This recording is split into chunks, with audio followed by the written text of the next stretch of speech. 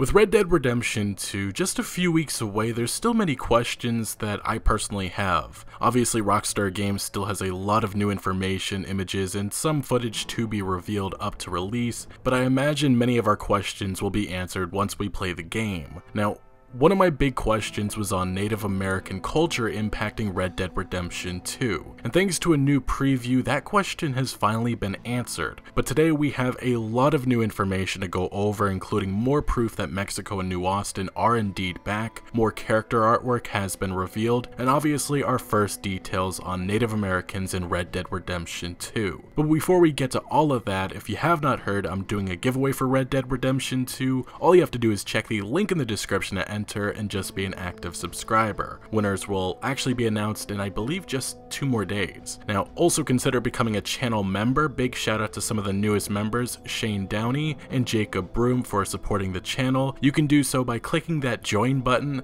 There's some added incentives for joining, but most of all, you're helping support the channel. Nonetheless, ever since Red Dead Redemption 2 was being speculated about, I was hopeful that Native Americans would play a much bigger role in the game's story. In Red Dead Redemption, there was tons of mentions to Native American culture having a place within New Austin and West Elizabeth. But obviously during the third act of the game, there was only a few missions involving a native character, Nastas, and of course Dutch's new gang made up of young Native Americans who are angry with the United States government for taking their land and destroying their way of life. This aspect of Red Dead Redemption was minor in my opinion, but there was a foundation laid down that I believe could be explored in a prequel. Now, up to this point, Rockstar Games has been quiet on a lot of the things that we'll see in Red Dead Redemption 2, but a French previewer just the other day was allowed to confirm that Native Americans will have a role within this upcoming game. French website, I'm gonna bomb the name, Jeux Actu, stated in their 6-hour preview of Red Dead Redemption 2, quote unquote, "Until now, Rockstar Games has always preferred to avoid the question hiding behind the historical aspect of the game,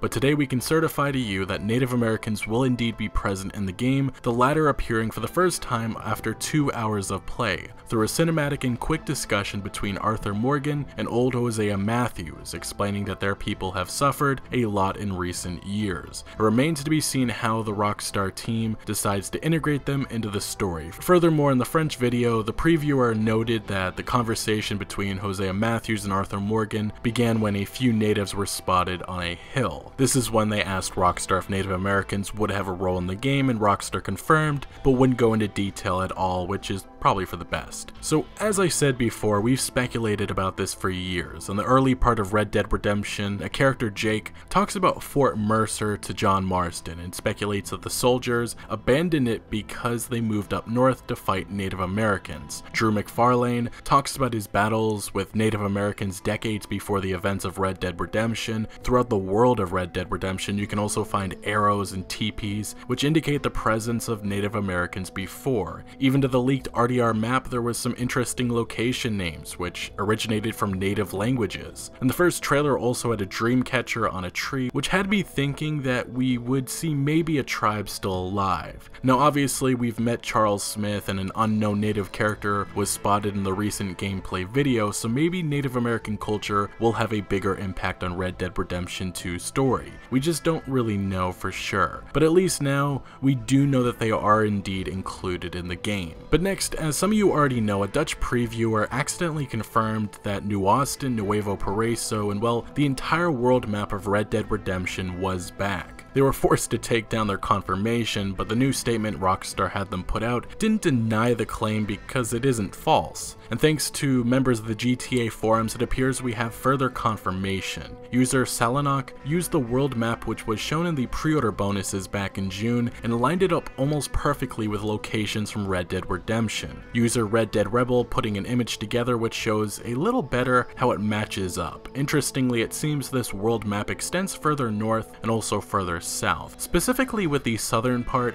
that would be the new potential region within Nuevo Paraiso that will be featured in Red Dead Redemption 2 that probably can be accessible by boat from most of the new areas. This location being the desert region that was teased in the background of one of the recently revealed images. Either way, this kind of just further solidifies that New Austin and Nuevo Paraiso are back. It's going to be interesting visiting these locations years earlier. Imagine seeing Tumbleweed still alive and thriving, Mexico before the revolution, or even Armadillo, which which may not have power lines or much going on yet. Now, continuing on, just the other day, Rockstar artist Roxy Vizcarra revealed some new character artwork that is being showed, I believe in New York City, and I believe specifically on the subway stations. This artwork appears to be side views of members of Dutch's gang, thanks to GTA series for putting these images together. We obviously have side views of Sadie Adler, Javier Escuela, Arthur Morgan, Micah Bell, Dutch Vanderlyn, Charles Smith, and Bill Williamson. The one shown for Arthur Morgan actually appears to be the same artwork featured on the PlayStation magazine cover. Either way, it looks like there's even more character artwork for each of these outlaws, which I do wonder if Rockstar releases in high definition quality on their website soon. To the last part of this video, I actually want to discuss even more gameplay details, with the first coming from a Dutch and Belgian magazine called Gameplay. They outlined one extremely interesting detail that certainly just shows how much of perfectionists that Rockstar are. So apparently if you disable the heads-up display, it will actually change dialogue, and NPCs' directions on where you will go will change. They will describe the location that you need to find. So if you really want to soak in the world, it seems that Rockstar has made it possible that you won't need the heads-up display to direct you, which is just a really neat feature that I thought I'd mention. But now, circling back to the French preview we briefly discussed earlier, they also provided details on some other aspects of Red Dead Redemption 2. So Arthur Morgan at his own campsite can do the following things. He can make weapons, special ammunition, tonics, care for his horse, improve equipment, tools for hunting, and lures for fishing. But he can only do these things if he has the raw materials necessary. But an example of something he can make at a campsite is combining animal fat with alcohol, which creates an incendiary bottle. But besides just crafting and making stuff, Arthur Morgan can also create different types of dishes for himself using various recipes. Thyme, mint, oregano, and other aromatic plants can be picked up by Arthur Morgan in the wild and probably at general stores and come with differing benefits. A drop-down menu will allow us to see the benefits obtained according to the mix, with improvements that vary according to health, endurance, or even deadeye. But furthermore, being able to season your food is not something that's automatic because the quality of the meat matters.